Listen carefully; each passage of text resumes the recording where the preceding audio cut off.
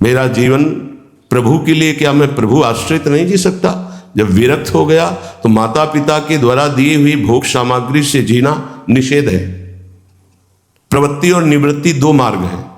प्रवृत्ति मार्ग में स्वयं अधिकार हो जाता है पुत्र और पुत्री का माता पिता की संपत्ति पर, निवृत्ति मार्ग में नहीं, स्वीकृत नहीं है। निवृत्ति मार्ग में स्वीकृत नहीं। जिसने इस स्वीकृति को स्वीकार किया वो कच्चा ही बना रहता है पूरे जीवन, पक्का वो कच्चा बना रहता है। ये दृढ़ बात समझ लीजिए। आज तक इतिहास है विरक्तों का। निवृत्ति मार्ग पर अगर वैराग्य ले लिया तो माता पिता के द्वारा उसका भरण पोषण कभी नहीं हुआ। आप पढ़ करके देख लीजिए, चाहे कोई भी हो, किसी भी मार्ग का हो।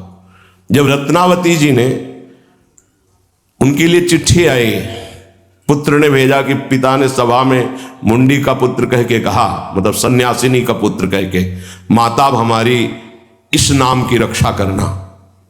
जी हुई चिट्ठी पढ़ी तो महल छोड़ दिया उसी समय और नाई को बुलवाया, अपने जो राजरानी के बाल थे उतरवा दिया और संत सभा में बैठ गए। आज से कहा राजअन्न का त्याग।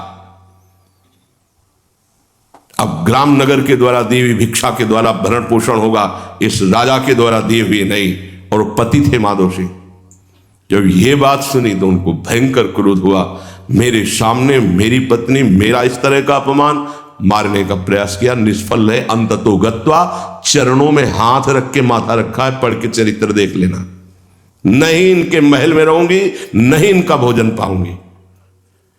विरक्त होकर के माता पिता के द्वारा भरण पोषण होना, एक बार एक भिक्षा के लिए तो अनुमति है।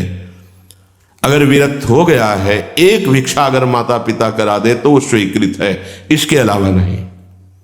आप चरित्रों को पढ़ के देख, सिद्धांत से नहीं चलोगे तो 4 दिन बाद फिर उसी में आ जाओगे।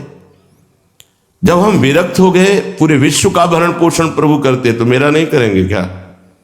आज अगर कोई जुड़ा है तो वैराग्य और भगवत प्राप्ति के लिए जुड़ा है। हमारा संबंध संसारिक नहीं, भागवतिक। जिस मार्ग में हम हैं उस मार्ग में। रघुनाथ दास गोस्वामी को 2-4 दिन हुए, फिर अंदर आग लग गई। नहीं, पिता के द्वारा दिए हुए वैभव को नहीं भोगना।